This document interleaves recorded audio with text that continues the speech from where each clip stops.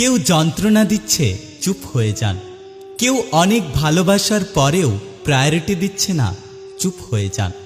কোনো মানুষ অনেক অপমান করেছে, চুপ হয়ে যান।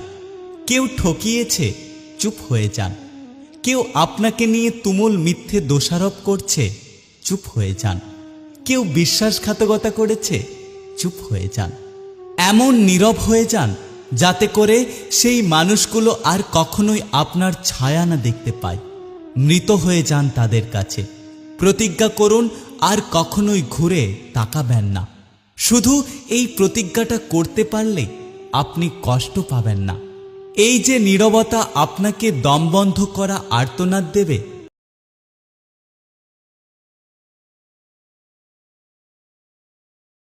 কিন্তু অপর পক্ষকে দেবে আফসোস।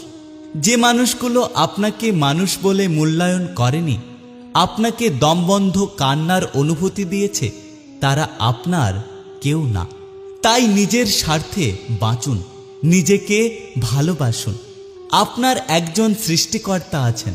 সকল দুঃখ কষ্ট চাওয়া পাওয়ার কথা সৃষ্টিকর্তাকে বলুন। দেখবেন তিনি একদিন সবকিছুর সমাধান করে দেবেন।